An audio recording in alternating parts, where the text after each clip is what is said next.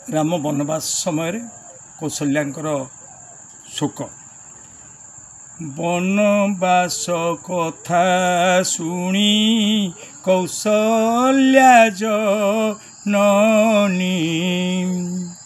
क्रंदन करती मथा पिटीण धरणी आलो निष्ठुर कैकेयी आलो निष्ठुर कैकेयी केमन्ते सहिब धर्म हेबु काल जयी आलो निष्ठुर कैकेयी ज्येष्ठ पुत्र राम सह सुमित्रानंदन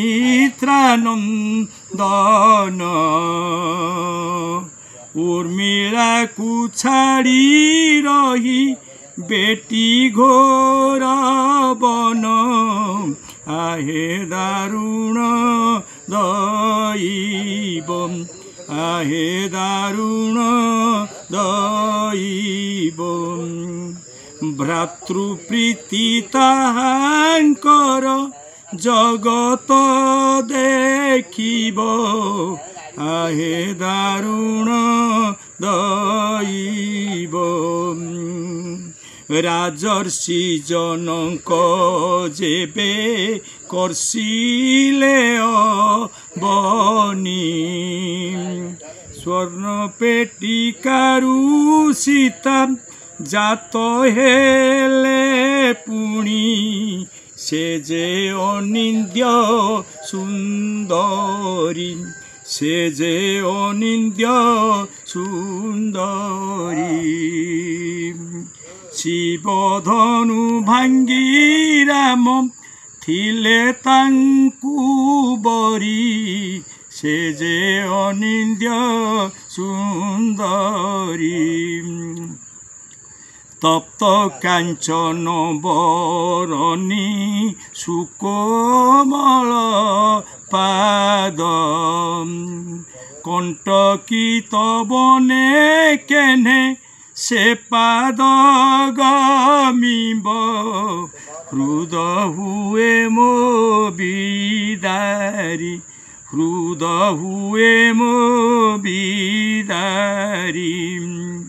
स्वामी साथे जाऊछंती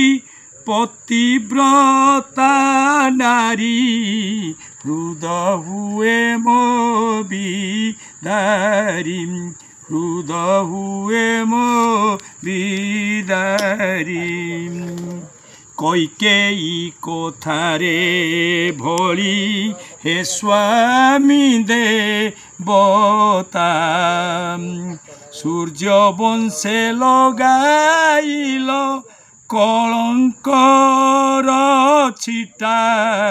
पितृ सत्य पाली राम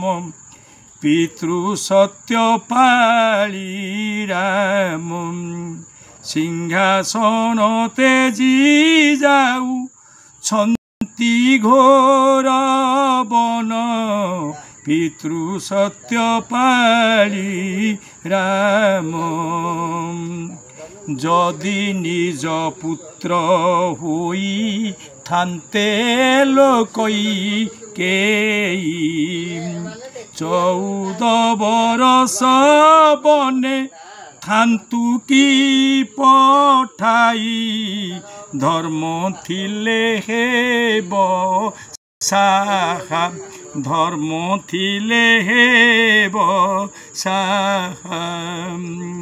केमन्ते मूर्छिबी मुंजे गर्भधारी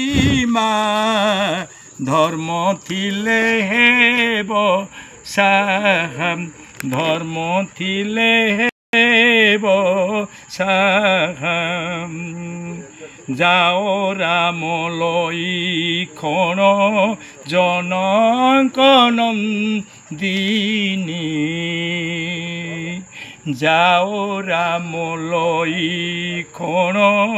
जनक दुलणी ବଞ୍ଚିଥିଲେ ମାତୃ ସ୍ନେହ ଢାଳି ଦେବି ପୁଣି ଏବେ ଦେଉଛି ମେଲାଣି